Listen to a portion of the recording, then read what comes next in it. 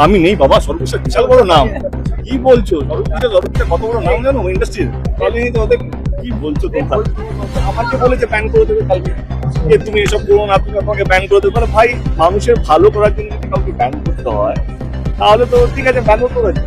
আমি তো এখানে কাউকে দেখাতে চাইছি না, বলছি ছোট তোমাদের ভুলে যাও সব। আমি কি কোনো ভুল পদক্ষেপ নিয়েছি আজকে? তোমরা জার্নালিস্ট হিসেবে বলো, তোমরা কি সরকারকে ভয় পা, কাউকে ভয় পাচ্ছ? হ্যাঁ, গুড স্টেপ। এবারে ভালো কাজ করতে আমি ভয় পাবো না।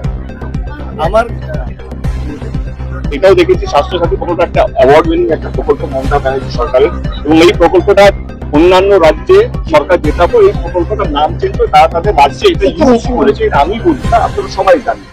সেই প্রকল্পের মাধ্যমে যদি স্বরূপ বিশ্বাস যদি প্রশ্ন থাকে স্বাস্থ্যসাথী এইটা, তাহলে আমার মনে হয় যে অরূপ বিশ্বাস ইলেকশন আগে মানুষের, আমারও প্রশ্ন, অরূপদাকে কে স্বরূপদা এটা বলছে স্বাস্থ্যসাথীটা নাকি খুব ভালো নয়, এবং মুখ্যমন্ত্রী যে উদ্যোগটা নিয়েছে, মুখ্যমন্ত্রী পাঠিয়েছে, মুখ্যমন্ত্রী কে ডাইরেক্ট চ্যালেঞ্জ করা হচ্ছে যে না, স্বাস্থ্যসাথী কার্ডটা টেকনিশিয়ানদের জন্য ভালো না।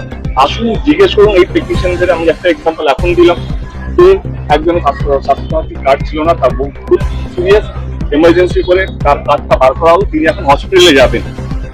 এবং স্বরূপ বিশ্বাস বলছেন যে স্বাস্থ্যসাথী কার্ডটা অতটা ভালো নয়, অন্য প্রকল্প বেশি ভালো। এর উত্তর আমার মনে হয় সবচেয়ে ভালো দিতে পারে অরূপ বিশ্বাস।